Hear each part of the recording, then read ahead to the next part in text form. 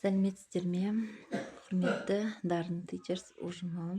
Сіздерге ең біріншіден алғысымды айтқым келіп отыр. Мынау керемет курсты ұйымдастырып отырсыздар. Алғысым сіздерге деген өте шексіз.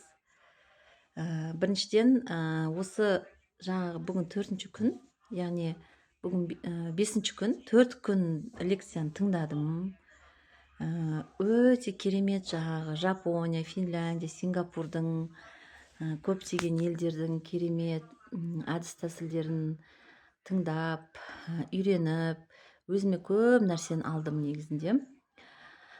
Менің айтайын дегенім, бұл курс мені ойымды қатты өзгертті. Яғни осы кейде білім сапасын қалай көтеру керек деген көп сұрақтар мені туындататын, көп сұрақтар. Жаңағы біз неге деген 5 неге деген тәсілді өттік қой. Осы сол сияқты 5 неге деген сұрақ мені көп мазамды алатын. Яғни мен сол сұраққа жауабын таптым деп ойлаймын.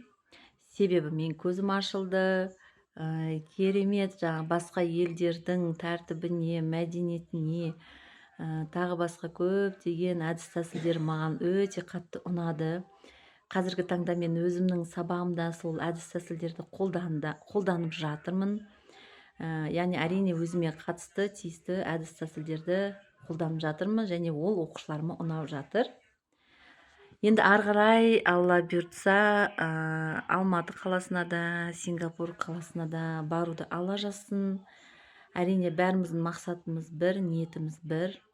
Сол себептен курсты қалдырмай, күнге тыңдап, тестті тапсырып, жаңағы көп нәрсені үйреніп, тырысып жатырмыз қолдан келгенше. Сіздерге алғысым өте шексіз. Осындай керемет курстарды көбірек ұйымдастырса деген ұсынысым бар. Және де мынау Алматы қаласына, Құдай қаласа, офлайн форматта өтетін курсқа әрине барсақ деген ниеттеміз. Құдай қаласа, әрине тесттен жақсы балл жинап өтіп жатсақ. Ары қарай сіздермен жұмыс істеуге дайынмын. Сіздерге алғысым шексіз.